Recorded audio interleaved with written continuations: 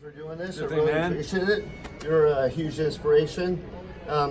So tell me a little bit how you started tattooing, like what your progress was.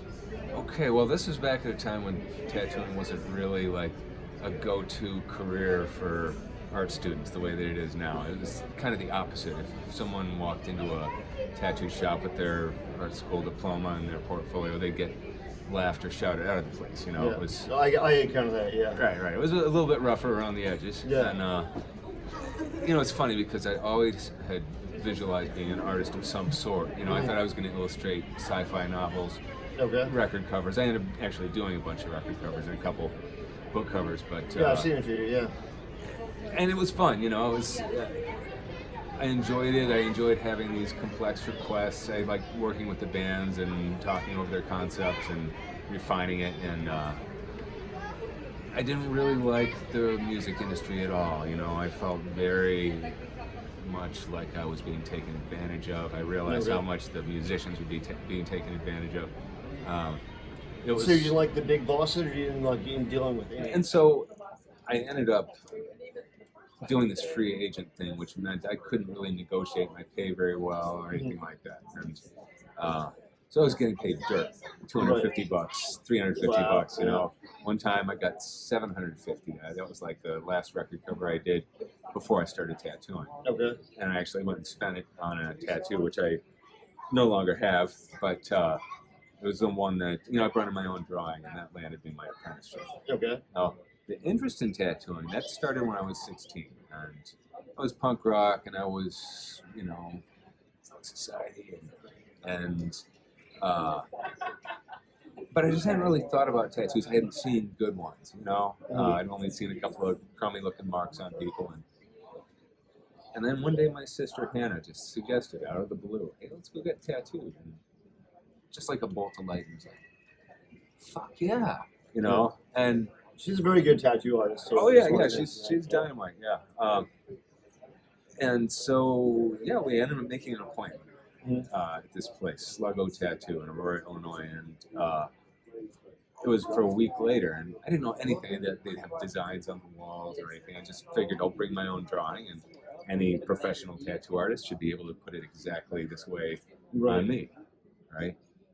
And then I just dreamed about tattoos all week. I dreamed about doing tattoos, about teaching tattooing, about standing on a stage addressing a tattooed crowd. It was like a calling. Okay. This is out of nowhere. I had never thought about tattoos the week before. So yeah, so then I went and got my first one. It's this little green lizard, long gone. And he did a really competent job of it. It's like, all right. And then I started letting the apprentice work on me, and it was a little bit different of an experience, you know. And then I was broke. I, you know, moved out of my parents' house, and you know, in a big city, and I was broke, and I didn't get tattooed for a long time, and I had a whole arm full of not very good work, you know. You know, I had met this other beginning tattooer who later on became very good, and ended up bartering a business card design for, you know, these eyeballs that Baxter actually later on reworked.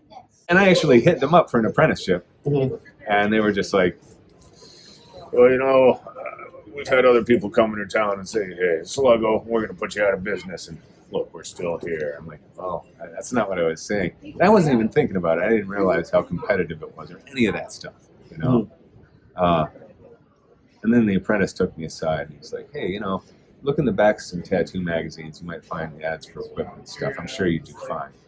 And but I just didn't do it. And over the next couple of years, I was 16, 17 when I had gotten all that done. And so after I moved out of my parents' house and was broke, it was a couple of years. And, you know, I'm doing punk rock flyers and stuff, you know, making a living trying to do these cheap record covers, painting the backs of people's jackets, scraping by, you know, $250 a month rent for this shabby loft. And my friends would sometimes be like, hey, guy, you know, Joe and I here, we're thinking we're going to split the cost of buying you a tattoo gun. And just, So they wanted you to tattoo them. right. And I'm like, man, you don't want me to do that. Yeah.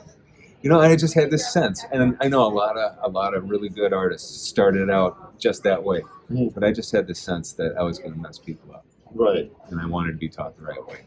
And in fact, I did have a couple of chances to try out other people's equipment and mess people up. It's kind of, Okay. you know, I've done it a couple of times, you know, and But you eventually got a real apprenticeship? Yeah, a real apprenticeship when I was 20 years old. Okay. With Bob Oslin in Chicago. And he, in turn, had apprenticed under the great Cliff Raven. Okay. And really tried hard to pass on a lot what Cliff had taught. And Bob was great. He really wanted me to do well. Okay. And, you know, part of it was he wanted me to help pay for his habit. And that's pretty typical back in those days. Right, but it worked out in my favor because I was never handed a toilet brush. You know, and he recognized right away I was going to be able to do tattoos and make money. I had a ready-made clientele. And you wanted to too. Right, absolutely. So there were people in the scene that were ready to get tattooed by me right away. You know, and so in my apprenticeship phase, it was easy for me to round up skin and get to do some bigger, free or cheap pieces. When did you start to develop your signature style? Like, because I remember when I read your book when it was like, basically it was a clip, not a clipboard, but like a, you know, one of those clip. Right. Like, yeah. You know, yeah. so Binder. Like, yeah, it was a binder, like a classroom binder. And it was reinventing the tattoo. Like some of it, I was like, dude, I don't know what to do with this. You know, because you were using your own needles that you autoclaved and everything. And I was like, you know, I can't afford carbon needles. But there was other stuff you're talking about. I was like, that's brilliant. I never thought of it like that, like building stuff and then lighting it and all that. So how did that evolve? Well, I mean, that was before I was tattooing, you know. I mean, Okay. is how do you develop a style of your own? Where does it come from? You know, how do you not just be a copycat or a clone? Right. You know, and sometimes it seems daunting. It's like, all right, look at all this amazing art. How could I possibly come up with something from nothing that isn't one of these? Right. You know? And, you know, sometimes people start out by doing work that is very obviously copying other people's work because they just don't know where else to start. And, of course, that's highly discouraged, Right. you know. But taking influence is another story, and looking at how other artists work and trying to adapt it into your own thing, that's starting to move that more in the right direction.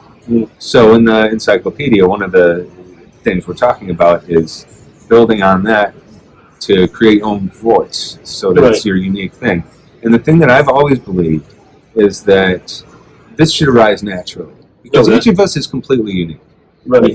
We have our own tastes, preferences, things that we like, and things that we want to accomplish with our art.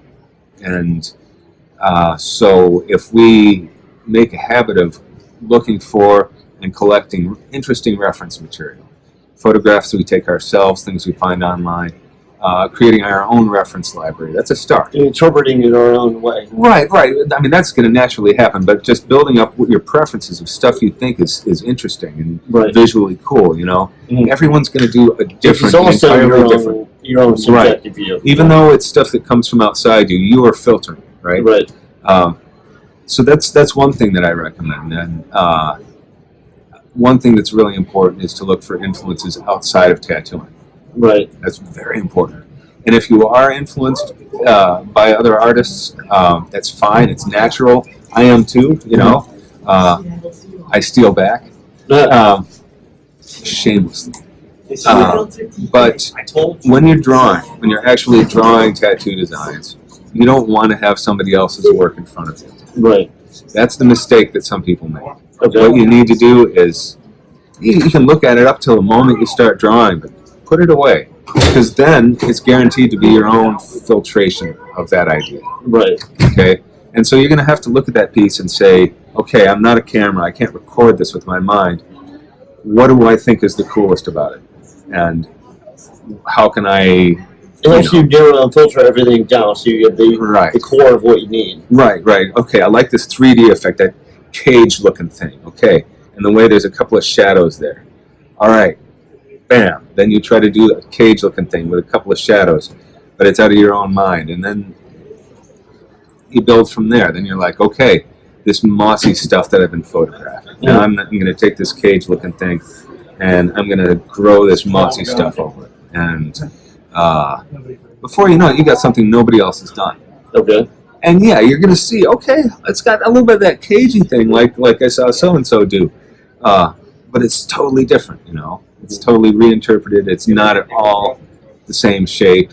It's not at all the same, take on how to do shadows. Somebody else's mind ultimately put all these marks on paper. Right. So to create that design, or in their iPad or whatever. And that filtering is what makes it yours. Kelly Doty calls it the U filter. Yeah. You know, and that's important. You know, it's great to have influences. You know, without influences, you're just going to do cave art. But they should be influences, not things that copy. Yes. Exactly. That's a fine line, but the difference, if you're going to draw a concrete line, the difference is to not be looking at their work while you are creating yours. Right. That's the line that I think every artist needs to draw. To kind of be influenced by the edge of their stuff without exactly having it as a copycat. Their work affects you. It makes an imprint on you. It becomes part of you, and then you do your thing with it. Okay. All right, so we'll wrap this up because it's going a little long. But let me ask you, were you first at a street shop and you transitioned into this, or was this something you pretty much got right off the bat? Because you said it was kind of a loose start because you're the guy who took you in wasn't really concerned with like laying down a real strict set of rules. Right. But he also, he wanted good tattoos to come out of the shop. Oh, of course, and when he was sober, he did very nice tattoos, and it was a very on and off roller coaster kind of couple of years there. Okay. He took me to some conventions, introduced me to Ed Hardy and Jack Rudy and Perry Barba and Horioshi, and he knew some people. He had a back piece from Ed. He had Cliff Raven sleeves, although Cliff had moved to 29 Palms. I never got a chance to meet him while he was alive. But I carry a lot of his influence. He definitely had a lot of strengths in terms of who I could have ended up with in Chicago. I think he was the best option that I had at the time. And I spent 2 years with him and couldn't do it anymore, had to leave at night, and I didn't even have soldering equipment, because I'd always use everything at the shop. And so I ended up calling up this guy, the Reverend Mad Jack. He was a prison biker dude. I'd met him through Bob. He used to call the shop from the joint and want to talk to Bob just to, because he had some time on the phone, and he wanted to talk to friends, and Bob would be out. So I talked to him, and so by the time Jack got out of the clink, I was sort of friends with him, and so when I had to leave Bob's shop, I ended up contacting Jack and going to his place to make needles, and by the end of that first night, we'd agreed to do a partnership and open a place. And so that was the first real custom, like solely custom shop. Yeah. Although when I was at Bob's place, I was not really doing walk-ins. Right, you're doing your stuff. But the first couple of weeks, I did a few walk-ins. He quickly hired somebody else to do walk-ins because I had people from the scene coming for custom work right away, and that built into larger work right away because people wanted it, and I was ready to provide it. And did it pretty much? It just went up and up for you, like it took off for you. Yeah. There was not a need for an intensive push to sell the stuff. I just had to do it, because people were hungry for it, and it wasn't that competitive at the time. Like I said, you blew everyone's minds and you broke all the boundaries. So you definitely influenced a lot of us. I came into it with when I pre-existing. came up, you were already well established. You're doing magazines. I remember guys working with those, just looking at goes, he's too good. He's quick. He's too good.